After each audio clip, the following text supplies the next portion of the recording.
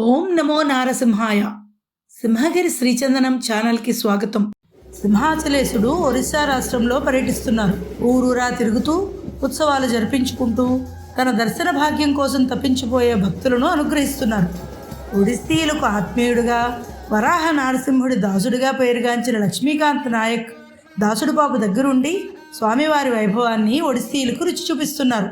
ధర్మ ప్రచారంలో భాగంగా 5 రోజుల పర్యటనకు ప్రత్యేక రథంలో వెళ్లిన సింహాద్రినాథుడికి పట్టుపురం, పద్మనాభపురం, విష్ణుచక్రపురం, హండిగర్, ధికిడి ప్రాంతాలలో భక్తులు బ్రహ్మరథం పట్టారు. పురవీధుల్లో పల్లకీ సేవ నిర్వహించారు. స్వామివారికి మంగళహారతులిస్తూ భక్తులు స్వాగతం పలుకుతున్నారు.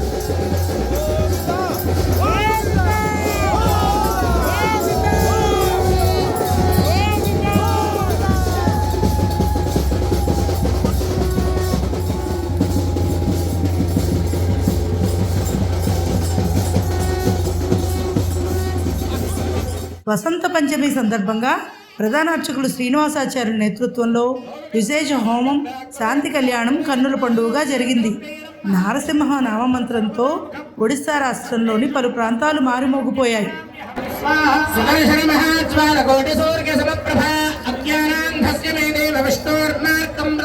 ఎప్పుడూ ఎన్నో వ్యయ ప్రయాసాలు కోర్చి కుటుంబాల సమేతంగా సింహాచలం వచ్చి స్వామివారిని దర్శించుకునే ఒడిస్సీయులు తమ ఆరాధ్య దైవం తమ వీధుల్లోనే తిరువీధికి ఎగుతూ ఉంటే ఆనందంతో ఉప్పొంగిపోయారు. ఆ విశేషాలను స్థానాచార్య స్వామి వారి మాటల్లో విందాం. ఈరోజు పట్టపురంలో నివాసం ఉంటున్నటువంటి లక్ష్మీకాంత్ నాయకు దాసుడు గారి పరివారాన్నంతటినీ అనుగ్రహించడం కోసమని సింహాచలంలో వేయించేసినటువంటి వరాహలక్ష్మీ సింహ ప్రభు తాను దయచేసి ఇక్కడికి అనుగ్రహాన్ని ప్రసరించాలి అని వచ్చాడు. అంచేత ఇవాళ రోజంతా స్వామి యొక్క సంకీర్తనంలో, స్వామి యొక్క నామ స్మరణంలో, స్వామి యొక్క అగ్ని రూపంలో ప్రవర్తింటాడు నారాయణుడు. అగ్ని అంతర్యామి నారాయణుడిని ఆవాహనం చేసుకున్నాం. ఇప్పుడు హవనం చేసుకుంటాం. దేవతలకి ఉపహారాలు ఇవ్వాలంటే అగ్ని ద్వారానే ఇస్తాట. అగ్నిదేవుడు మనం ఇచ్చినటువంటి ఉపహారాన్ని ఆయన గ్రహించి అవి తీసుకెళ్ళి దేవతలకు ఇస్తాట. అందుకోసమే హవనం చేస్తాం. ఆ హవనం చేస్తే మనం ఇచ్చేటువంటి ఉపహారం భగవంతుడికి చెందుతుంది అని ఆ చేరవేయాలి అని అగ్నిని ఉపాసిద్దాం. నృసింహ సహస్ర నామ స్తోత్రంతో హవనం జరుగుతుంది.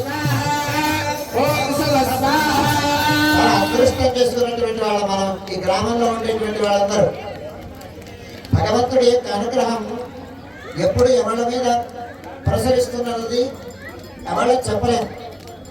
అవ్యాజమైనటువంటి అనుగ్రహాన్ని ఆయన ఎప్పుడు ఎవళ్ళ మీద కురిపిస్తాడో చెప్పలేము.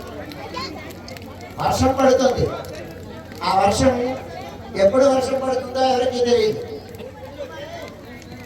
ఆ వర్షం ముచ్చపు చుక్కలో పడితే ఒకే కాంతిలో పడినటువంటి ఆ చిన్నకే ముచ్చం అవుతుంది.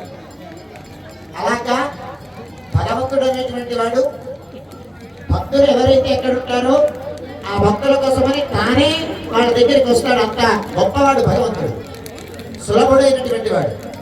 ఇక్కడ ఉండేటువంటి వాళ్ళందరూ సింహాచలం వచ్చి సింహాచల స్వామిని దర్శించడం చాలా వ్యయ ప్రయాసాలకి తో కూడినటువంటి స్థితి అని ఆయనే ఇక్కడికి వచ్చి నేను మీ దగ్గరికి వస్తున్నాను, రండి నన్ను దర్శించండి అని స్వామి మన దగ్గరకు వచ్చాడు. చాలా గొప్పవాడు కదా భగవంతుడు, సులభుడు. అలాంటి ప్రభువు నృసింహ ప్రభు ప్రహ్లాదుడిని రక్షించడం కోసం వచ్చాడు. నృసింహ ప్రభు సింహాచలానికి మనందరినీ ఇక్కడ ఈ గ్రామంలో ఉండేటువంటి వాళ్ళందరినీ ఆయన యొక్క అవ్యాజమైనటువంటి అనుగ్రహాన్ని ప్రసరించడం కోసం ఇక్కడికి వచ్చాడు. వచ్చి స్వామి ఇక్కడ సన్నిధి చేసి ఉన్నాడు. ఎందుచేతనంటే సంవత్సరం అంతా స్వామి చందనం లోపల ఉండేటువంటి స్వామి ఏడాదికి ఒక్కమాడు మాత్రం నిజరూప దర్శనాన్ని అనుగ్రహిస్తాడు లోకంలో ఉండేటువంటి వాళ్ళందరికీ. సంవత్సరం అంతా ఇక్కడ ఉండి సంవత్సరంలో 3 మాసాల పాటు అక్కడే స్వామి సన్నిధిలో ఉండి స్వామి యొక్క సర్వ కైంకర్యాలు చేసేటువంటి వారు మా దాసుడు గారు. అందుచేత వారి మీద ఉండేటువంటి అవ్యాజమైనటువంటి ప్రీతి చేత నేనే మీ దగ్గరికి వస్తాను, ప్రతి సంవత్సరం మీరు నా దగ్గరికి వస్తున్నారు, కాదు నేను మీ దగ్గరికి వస్తానంటే స్వామి వాళ్ళ తను బయలుదేరి తానే వచ్చాడు ఇక్కడికి. వచ్చి ఇక్కడ ఉండేటువంటి వాళ్ళ భక్తులందరినీ అనుగ్రహించడం కోసం వచ్చాడు. అందుచేత మనమందరం స్వామి యొక్క పిల్లలం కనుక, స్వామి అనుగ్రహానికి పాత్రమైనటువంటి వాళ్ళకి కనుక, తల్లి తండ్రి పిల్లలకి ఏం కావాలో వాళ్ళకి తెలుసు మనకన్నా, మనం అడగక్కర్లేకుండా ఆయనే ఇస్తాడు. అలాగే స్వామికి మనకి ఏం కావాలో తెలుసు. చేత ఆయనే మన దగ్గరికి వచ్చి మనని పరిపూర్ణమైనటువంటి అనుగ్రహంతో అనుగ్రహించడానికి వచ్చాడు. ఈ స్వామి ఎక్కడెక్కడ ఉంటాడంటే వైకుంఠంలో ఉంటాడు పరమాత్మ. వైకుంఠంలో ఉండేటువంటి పరమాత్మని మనం ఎవరూ చూడలేము. ఒకసారి ఇక్కడికి వెళితే మళ్ళీ తిరిగి అక్కడే ఉండాలనిపిస్తుంది. అలా కాకుండా శ్రీరామనవమికి బాలసముద్రంలోకి వచ్చాడు. వచ్చి ఈ జగత్తునంతటిని ఎలా రక్షించాలి అని.